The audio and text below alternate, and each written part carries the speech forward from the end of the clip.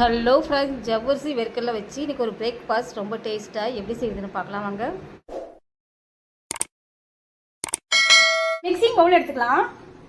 1 cup பச்சரிசி இதை போட்டலாம். பச்சரிசியை 2-3 தண்ணி ஊற்றி நல்லா கழுவிட்டு வந்து பார்க்கலாம். அரிசி 2 தண்ணி ஊற்றி கழுவியாச்சு. 1 கப் பச்சரிசிக்கு 1/2 கப் ஜவ்வரிசி போட்டலாம். 1/2 கப் வேர்க்கடலை. நம்ம எந்த கப்பில் ஜவ்வரிசி எடுத்தோமே அதே கப்லேயே வேர்க்கடலையே எடுத்துக்கலாம். வேர்க்கடலை பச்சை வேர்க்கடலை தான். அரிசி ஜவ்வரிசி வேர்க்கடலை முழுகிற அளவுக்கு தண்ணி ஊற்றிடலாம். இப்போ இதெல்லாம் நல்லா மிக்ஸ் பண்ணிக்கலாம். ஒரு தட்டு போட்டு மூடி வச்சிடலாம். ஒரு 3 ஹவர் ஊறட்டும், அப்புறம் பார்க்கலாம். இப்போது திறந்து பார்க்கலாம். ஜவ்வரிசி அரிசி வேர்க்கடலை நல்லா ஊறிடுச்சு. இப்போ இதை ஒரு மிக்சி ஜாருக்கு மாற்றிக்கலாம்.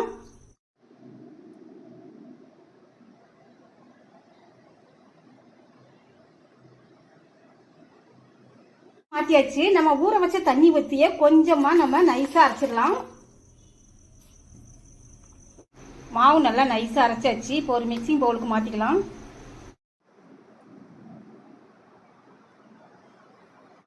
மாவை மிக்சிங் பவுலுக்கு மாற்றியாச்சு. 50 கிராம் தயிர் ஊற்றிடலாம். நல்லா புளிப்பாவில் தயிராக ஊற்றிக்கோங்க. இந்த மாவுக்கு தேவையான 1 ஸ்பூன் சால்ட் போட்டுக்கலாம். சோடா மாவுலாம் எதுவும் போட தேவையில்லை. இப்போ நல்லா மாவை தோசை மாவு பதத்துக்கு நல்லா கரைச்சிக்கலாம். மாவு தோசை மாவு பதத்துக்கு நல்லா கரைச்சாச்சு. தோசை ஊற்றுறதுக்கு கல் சூடாகுது.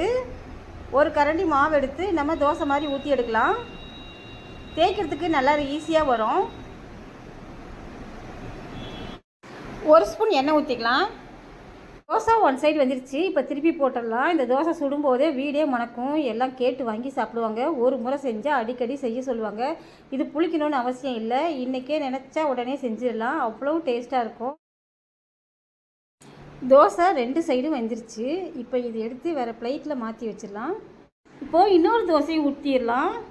இது நல்லா அப்படியே சாஃப்டாக தேய்ச்சி விட்டிங்கன்னா உங்களுக்கு நல்லா சூப்பராக தோசை நல்லா ரவுண்டாக தேய்க்க வரும். 1 ஸ்பூன் எண்ணெய் ஊற்றிக்கலாம்.